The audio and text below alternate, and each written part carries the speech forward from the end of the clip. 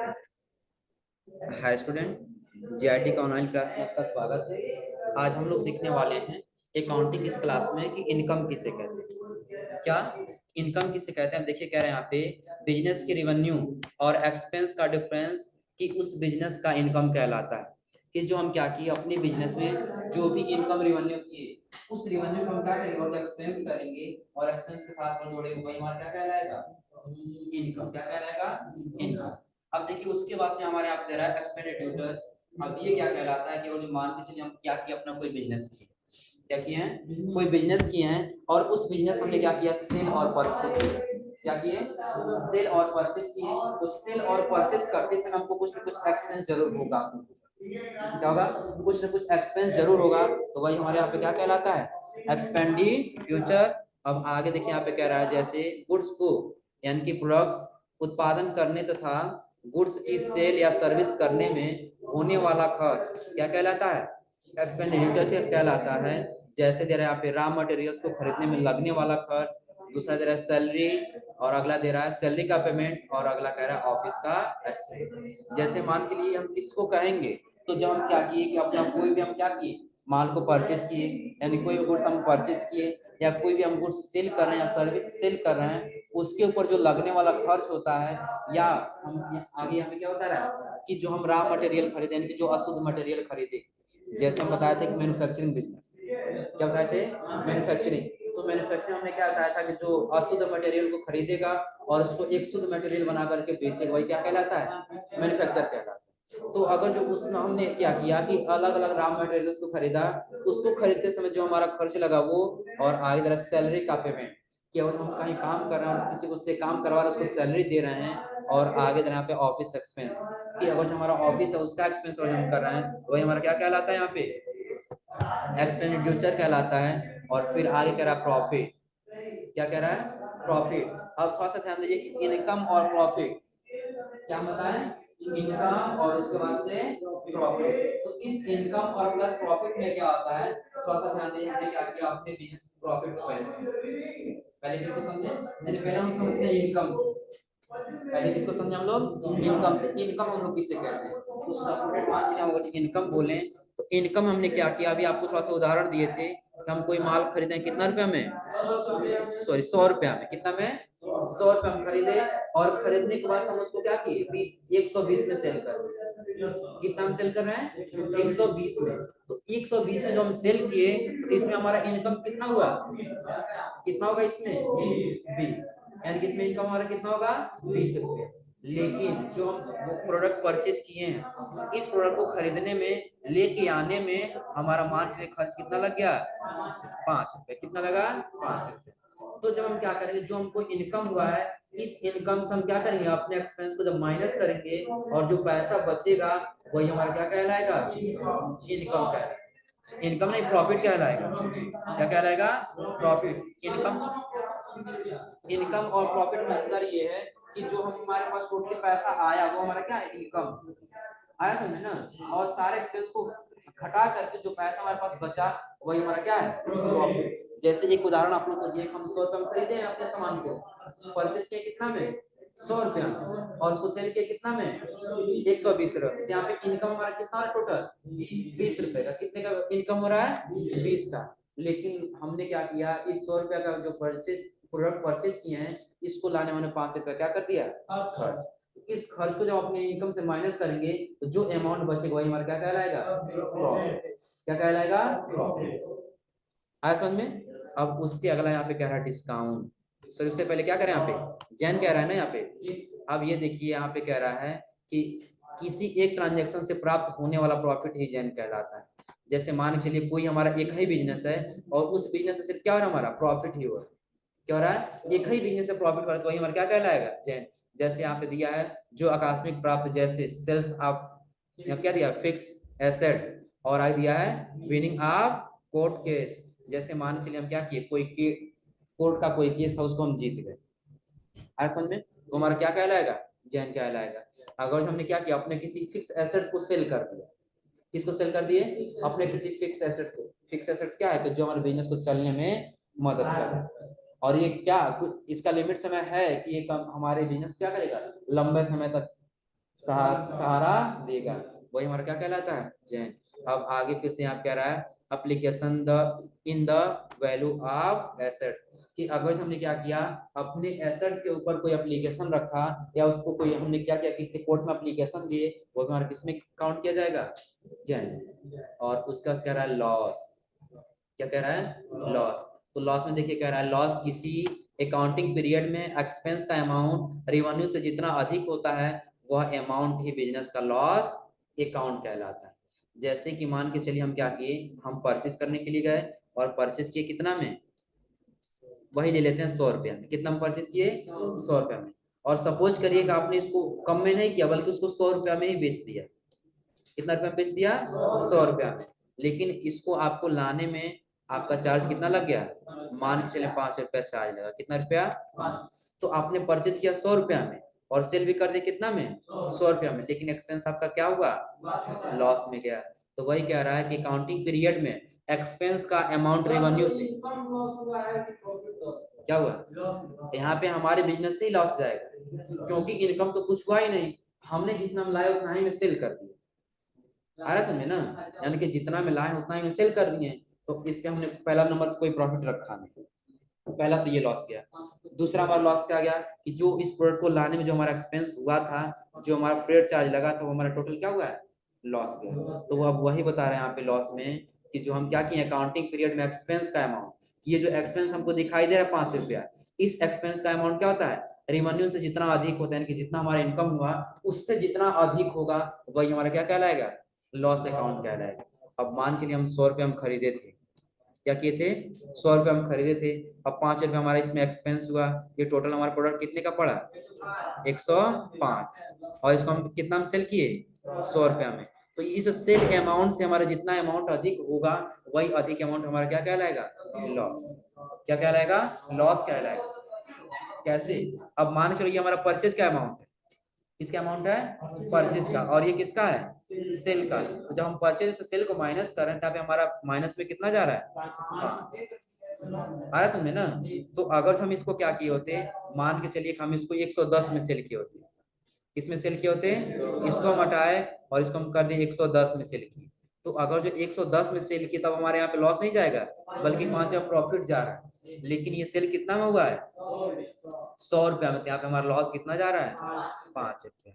तो अगर जो हम क्या किए, अपने बिजनेस से एक टाइम पीरियड में, एक समय अवधि में हमने जो भी एक्सपेंस किया, उस एक्सपेंस का अमाउंट अगर जो हमारे सेल के अमाउंट के रेवेन्यू से अगर जो अधिक होता है, वही हमारा क्या कहलाता है, लॉस कहलाता है। जैसे एक्सपेंस हमारे सेल के अमाउंट से क्या हो रहा है, अधिक हो रहा है कि नहीं हो रहा है, तो हमारा क्या हो रहा है वहां पे, लॉस। और फिर आगे कर रहे हैं यहाँ पे डिस्काउंट। आगे क्या कर रहा है, कि डिस्काउंट हम लोग किसे कहेंगे, देखिए यहाँ पे बता रहा है डिस्काउंट। अब कह रहा है डिस्काउंट किसी गुड्स की प्राइस में होने वाली डिडक्शन यानी कि छूट या कटौती, ये डिस्काउंट कहलाता है। अब कह रहा है डिस्काउंट 2 प्रकार का होता है। अब सबसे पहले हम ये समझे कि डिस्काउंट कहते किसे, तो जो भी हम क्या किए, मान के चलिए सामान खरीदे और या सामान हम सेल कर रहे हैं, उसमें जो हमने छूट दिया उसको क्या किए, छूट दिए, वही हमारा क्या कहलाता है, डिस्काउंट। जैसे सपोज करिए हम 100 रुपये हम सामान को खरीदे हैं और उसका रेट नहीं, उसका रेट हम रखे 120 रुपया। कितना रखे, 120 रुपया। अब हम इसको कह रहे हैं कि काम करिए 120 का है और आप हमको 110 रुपया दीजिए, हम आपको दे देंगे। यहाँ पे हमने 10 रुपया का क्या किया, इसको डिस्काउंट। तो जो हमारा क्या है, कि जो हम छूट दिए हैं, वही छूट हमारा क्या कहलाता है, डिस्काउंट। लेकिन अब बता रही है डिस्काउंट 2 प्रकार के होते हैं। पहला बता रहा है ट्रेड डिस्काउंट और दूसरा बता रहा है कैश डिस्काउंट। अब ट्रेड डिस्काउंट में देखिए कह रहे हैं यहाँ पे, ट्रेड डिस्काउंट प्रायः मैन्युफैक्चरर टू होलसेलर, और उसका यहाँ पे दे रहा है टू रिटेलर। यानी कि जो मैन्युफैक्चरर है उसने क्या किया, होलसेलर को दिया, और होलसेलर ने किसको दिया, रिटेलर को दिया। अब मैन्युफैक्चरर का मतलब क्या, अगर हमारा कोई बिजनेस है, मान लीजिए मार्कर है, हम अलग अलग रॉ मटेरियल खरीद रहे हैं और एक नया प्रोडक्ट बना रहे हैं, तो प्रोडक्ट जो हम बनाते हैं हम क्या कहलाएंगे, मैन्युफैक्चरर। तो हम क्या किए कि हमारे पास से बिल्कुल होलसेल में खरीदने वाले व्यक्ति हैं, हम डायरेक्ट उनको होलसेल में दिए, आप ये काम करिए, लेके जाइए और आप होलसेल में करिएगा। आप लोग ऐसे देखेंगे बहुत ऐसी दुकानें होती हैं, बहुत ऐसे बिजनेस होते हैं जो सिंगल किसी एक प्रोडक्ट को सेल नहीं करते। अरे समझे ना, तो क्या करते हैं, बिल्कुल होलसेल करते हैं। आप लोग सुने होंगे हाँ ये होलसेल रेट है, ये होलसेल का दुकान है। आ रहा समझ में ना। और बिल्कुल क्या होता है कि अगर जो आप एक खरीदना है तो पूरा एक डब्बा ही देगा, वो कम करके नहीं देगा। और उसका कह रहा है होलसेलर टू रिटेलर, कि अगर जो होलसेलर है तो होलसेलर क्या करे, रिटेलर से सेल करेगा। किससे? रिटेलर से। रिटेलर क्या कहलाता है? अब यहाँ पे सबसे पहले हम रिटेलर समझे। इसमें अगर हम गए किसी किराने की दुकान पे, कहाँ गए? किसी किराने की दुकान पे, हम अब कहेंगे भैया थोड़ा सा 1 केजी चीनी दे दीजिए। क्या कहे? 1 केजी चीनी दे दीजिए। तो वो क्या है? रिटेलर। क्या है? रिटेलर है। हाँ, कोई छोटा सा शॉप हो गया, हम ये कह सकते हैं फुटकर विक्रेता। क्या कह सकते हैं? फुटकर विक्रेता, वो हमारा क्या कहलाएगा? रिटेलर। और होलसेलर क्या है कि जो गत्ते का माल और गत्ते में ही सेल कर रहा है वो क्या कहलाएगा? होलसेलर। और जो नया माल बना रहा है वो क्या कहलाएगा? मैन्युफैक्चरर। तो जो क्या होता है कि मैन्युफैक्चरर होलसेलर से सेल करता है और होलसेलर रिटेलर को दिया जाता है, जिसका मुख्य उद्देश्य सेल को प्रमोट करना होता है। यह डिस्काउंट प्रायः एक फिक्स परसेंटेज के रूप में होता है। वही हमारा क्या कहलाता है? ट्रेड डिस्काउंट कहलाता है। जैसे मान के चलिए, हाँ बताओ, कौन बोल रहा है बताओ। मान लीजिए एक मतलब कोई फार्मेसी वाला है, वो दवा बना रहा है, उसको मैन्युफैक्चरर बोला जाएगा। फिर उस दवा को प्रोडक्ट करके वो किसी स्टोर पे बेच रहा है, किसी स्टॉक पे बेच रहा है, वहां से लोग फुटर क्या करेंगे? खरीद के लेके जाएंगे, तो वो होलसेलर कहलाएगा। होलसेलर क्या करेगा? छोटे छोटे मेडिकल को देगा। अरे समझे ना। तो मेडिकल रिटेलर कहलाएंगे। मेडिकल क्या कहलाएंगे? रिटेलर। और रिटेलर क्या करते हैं कि होलसेलर के पास जाते हैं, खरीद के लेके आते हैं, यानी कि कहते हैं हम थोक में सामान लेके आए। आ रहा समझे ना। और ये होलसेलर क्या करते हैं कि जहां पे बनता है वहां से जाते हैं, परचेज करके लेके आते हैं, यानी कि वो क्या कहलाएगा? मैन्युफैक्चरर। यानी कि उसने बनाया, और जिसने बनाया उसने क्या किया? पहले होलसेलर को दिया। अब डायरेक्ट मैन्युफैक्चरर जहां बन रहा है वहां जाएंगे, क्या उनको सामान देगा? और हम एक दो सामान मांगे तो वो देगा? कहेंगे नहीं, जाइए यहाँ से, यहाँ हम एक दो सामान देते हैं, यहाँ हम बिल्कुल थोक में सामान देते हैं। आ रहा समझ में ना। तो हमारा क्या है? मैन्युफैक्चरर वो छोटे बिजनेस करने वाला नहीं है। मैन्युफैक्चरर ने क्या किया? होलसेलर से सेल किया, होलसेलर ने रिटेलर से। अब रिटेलर चाहे किसी पर्सन को दे, चाहे किसी दूसरे रिटेलर को दे। आ रहा समझ में ना। लेकिन सबसे पहले कहाँ से जाएगा? मैन्युफैक्चरर से। अब इन सब में क्या होता है, तो अगर जो हमने क्या किया, एक सामान खरीद, एक हमारा क्या है? मैन्युफैक्चरर है। हमने मैन्युफैक्चरिंग करके, मान के चलिए हमने क्या बनाया? सेपरेट एक मार्कर पेन बनाया। क्या बनाया? एक मार्कर पेन बनाया। तो इस मार्कर पेन को भी हमको क्या करना है? इसके सेल को बढ़ाना है। क्या करना है? इसके सेल को बढ़ाना है। तो मान के चलिए इस पे प्राइस दिया है 15 रुपया। कितना दिया है? 15 रुपया। और हम इसको मैन्युफैक्चरर इसको सेल कितना में करेगा? मान चलिए 7 रुपया में करेगा। कितना में करेगा? 7 रुपया में। तो अब ये देखेगा मैन्युफैक्चरर हमको बनाने में इस पे खर्च आया 4 रुपया। कितना आया है? 4 रुपया। हम इसको क्यों नहीं एक ऐसा डिस्काउंट दे दें कि हमारे पास से ज्यादा प्रोडक्ट खरीद के लेके जाए। आ रहा समझ में ना। तो वही क्या होता है, एक फिक्स परसेंटेज होता है। जैसे आप लोग थोड़ा सा ध्यान दीजिए, अगर आप लोग मेडिकल को लेके चल रहे हैं, हम मेडिकल को ही लेके चले, तो आप लोग अगर जाएंगे किसी मेडिकल पे कोई भी दवाई लेने के लिए, आपको कोई डिस्काउंट नहीं मिलेगा। कोई डिस्काउंट मिलेगा? नहीं मिलेगा। लेकिन जब वही क्या होगा, कोई दुकानदार किसी दुकानदार के पास जाता है, वो कहता है कि सिर्फ 15% का डिस्काउंट। क्या कहता है? 15% का डिस्काउंट, या 20% का डिस्काउंट है, या 25% का डिस्काउंट है। वो क्या है? उन दोनों उन सब में पहले से बना हुआ है कि हम क्या है, अगर जो आप होलसेलर हैं और हम रिटेलर हैं, तो आप हमको उसके माध्यम से 10% का छूट देंगे, ताकि जब हम किसी को सेल करें उससे हम अपना प्रॉफिट कमा सकें। आ रहा समझे ना। तो जहाँ पे फिक्स परसेंटेज के रूप में छूट दिया जाता है, वही हमारा क्या कहलाता है? ट्रेड डिस्काउंट कहलाता है। क्या कहलाता है? Trade discount. और फिर आगे क्या हमारा कहलाता है? आगे जा रहा है कैश डिस्काउंट। क्या दे रहा है? Cash discount. अभी कह रहा है बिजनेस में कैश फ्लो को मेंटेन करने के लिए, या फिर कैश को टाइमली कलेक्ट करने के लिए डिस्काउंट, इस डिस्काउंट का प्रयोग किया जाता है। यानी कैश डिस्काउंट कब करेंगे? तो सबसे पहले यहाँ पे दे रहा है कैश फ्लो मेंटेन करने के लिए। सपोज करिए कि मान चलिए हम गए कहीं सामान खरीदने के लिए, कहीं सामान खरीदने के लिए गए, तो वो सामान हम मान चलिए हम उसको सेल करने जा रहे हैं 120 रुपया में। कितना हम सेल करने जा रहे हैं? 120 रुपया में। और अगर हम उसको 100 रुपया में सेल करेंगे तो भी हमारा कोई लॉस नहीं जाएगा। तो पहले हम क्या करेंगे, अपने जो भी हमारे पास कस्टमर आया है उसको हम बताएंगे 120 रुपये। कितना बताएंगे? 120। तो कहेगा नहीं आप काफी ज्यादा बता रहे हैं। हम कहेंगे कोई दिक्कत नहीं, आपको ज्यादा लगता है आप हमको 110 रुपया ही दे दीजिए। अरे समझे ना। तो हमने क्या किया, अमाउंट का डिस्काउंट दिया, कैश का डिस्काउंट दिया कि एक काम करिए आप 120 को आप हमको 110 दीजिए या 100 रुपया दे दीजिए, तो वही हमारा क्या कहलाता है, कैश डिस्काउंट कहलाता है। आ रहा समझे ना। और आगे भी कह रहे हैं यहाँ पे कि फिर कैश टाइमली कलेक्ट करने के लिए, जैसे मान के चलिए आप हमारे पास आए थे सामान खरीदने के लिए, आप हमसे सामान खरीदे और वो क्रेडिट पे लेके गए, किस पे लेके गए, क्रेडिट यानी कि उधार लेके गए। तो आपने हमसे क्या किया, 1000 का सामान उधार लेके चले गए। अरे समझे ना। तो हम चाहते हैं कि हमारा जो भी अमाउंट है ये टाइम से कलेक्ट हो जाए, यानी कि पहले ही कलेक्ट हो जाए। तो हम आपसे कहेंगे काम करिए, आप हमसे कितने का सामान खरीद के ले गए थे, 1000 का। तो चलिए हम आपको क्या कर रहे हैं, 100 रुपया छोड़ दे रहे हैं, आप हमको जल्दी से कितना जमा कर दीजिए, 900 रुपया जमा कर दीजिए। तो भी हमने यहाँ पे किसका डिस्काउंट दिया, कैश का डिस्काउंट दिया। यहाँ पे परसेंटेज की बात हो रही है, नहीं किसका बात हो रहा है, कैश का। ये बता रहा है डिस्काउंट कितने प्रकार के होते हैं, 2 प्रकार के। जो हाथों हाथ हो जाए उसे कैश करते हैं। हाँ, या हम ये कह सकते हैं जो हाथों हाथ हो जाए वो हमारा क्या कहलाएगा, कैश। जैसे कि यहाँ पे हमने बताया कि हम 120 रुपया में 100 रुपया में खरीदे हैं, यानी कि 100 रुपया में जो बेचेंगे तो हमारा कोई लॉस नहीं होगा, आ रहा समझ ना। लेकिन हमने उसका रेट बताया 120 रुपया, कितना बताया, 120 रुपया। हमसे करेंगे आप 120 रुपया महंगा बता रहे, तो हम कहें कोई बात नहीं है, आप हमको 110 रुपया दीजिए और लेके जाइए। तो हमारा क्या हुआ, 10 रुपए का डिस्काउंट हो गया, वो क्या है, कैश डिस्काउंट। आया समझ में ना। या हाँ, ये भी तत्काल में होता है, जो मैन्युफैक्चरर ये ट्रेड डिस्काउंट दिया है ना, ये भी तत्काल में ही होता है, लेकिन ये बड़े बिजनेस के ऊपर डिपेंड करता है, और जो अमाउंट में नहीं होता है बल्कि परसेंटेज में होता है। आया समझे ना। तो वो जो परसेंटेज में होगा वही हमारा क्या कहलाएगा, ट्रेड डिस्काउंट। और जो हम ऐसे नॉर्मली देखें कैश में, वो हमारा क्या कहलाएगा, कैश डिस्काउंट। अब उसके आगे दिया है वाउचर। यहाँ तक सबको क्लियर है ना। अब उसके आगे दे रहा है क्या, वाउचर। अब सबसे पहले हम लोग जाने वाउचर क्या होता है। देखिए यहाँ पे कह रहा है वाउचर में आएगा, मत घबराओ, दिखाई दे रहा है अब ना। चलिए पहले थोड़ा सा और जूम करने, अब दिखाई देगा ना, सही दिख रहा है अब। चलिए अब इसका हमको जानना है वाउचर की, वाउचर किसे कहते हैं। तो सबसे पहले ध्यान दीजिए, हम वाउचर की अगर जो बात करें तो दे रहा है वाउचर में किसी ट्रांजैक्शन के सपोर्ट में तैयार किया जाने वाला डॉक्यूमेंट को वाउचर कहते हैं। कि हम क्या किए, किसी भी ट्रांजैक्शन को किए, क्या हुआ,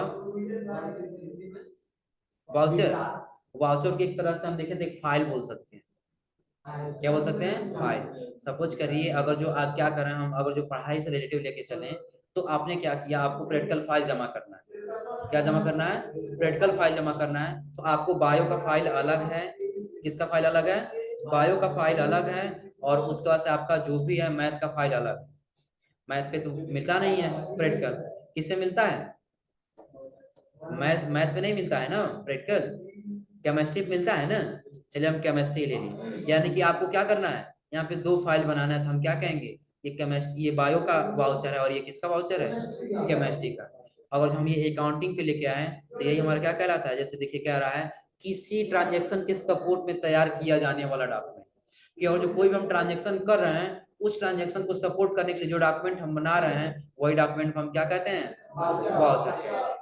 अगर जैसे कैश मेमो, इनवाइस और चालान, उसके बाद से रिसिप्ट, इसी को हम लोग क्या कहते हैं, वाउचर। सपोज करिए हमने क्या किया, अपने बिजनेस से, हमारा कोई बिजनेस है और वो आया हमारे पास परचेज करने के लिए, तो हम उसको क्या किए, एक सेल का इनवॉइस निकाल करके दे दिए। किसका इनवॉइस निकाल करके दे दिए, सेल का। तो हमारा कौन सा क्या कहलाएगा, सेल वाउचर कहलाएगा। क्या कहलाएगा, सेल वाउचर। वैसे एग्जांपल के तौर पे यहाँ दिया है कैश मेमो। कैश मेमो क्या है, मान चलिए आप कहीं बिल नहीं निकाल रहे हैं, पहले से एक छोटा सा रिसिप्ट आप रखे हैं, जो आ रहा है परचेज करने के लिए, आप उसका अमाउंट लिख रहे हैं, उसका प्रोडक्ट का नाम लिख रहे हैं और उसको निकाल कर उसको दे दे रहे हैं, वो आपका क्या कहलाएगा, कैश मेमो।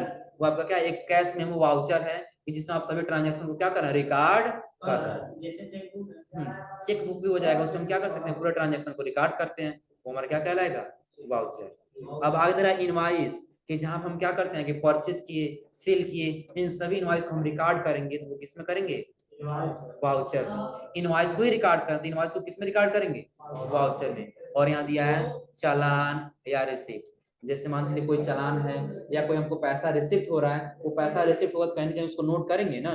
तो जिस जगह पर हम नोट करते हैं या जहां पे ट्रांजेक्शन करते हैं, वही हमारा किसमें होता है, वाउचर। अब इस वाउचर के बाद हमारा आता है गुड्स। क्या आता है, गुड्स। अब देखिए गुड्स क्या कह रहा है, व्यापारी जिस वस्तु का व्यापार करता है वह वस्तु उस बिजनेस के लिए गुड्स कहलाता है। क्या कहलाता है कि जो व्यापारी है और जिसका व्यापार कर रहा है वो उसके लिए क्या कहलाएगा, गुड्स कहलाएगा। अब कह रहा है दूसरे शब्दों में बिजनेस से पुनः सेल करके करने के उद्देश्य से खरीदी गई वस्तु गुड्स कहलाती है। यानी कि यहाँ पे दो डिफिनेशन दे रहा है गुड्स किसे कहते हैं। तो अगर हम व्यापारी हैं, हम क्या कर रहे हैं, मार्कर का व्यापार कर रहे हैं, तो मार्कर हमारे लिए क्या होगा, गुड्स होगा। क्या होगा हमारे लिए, गुड्स होगा।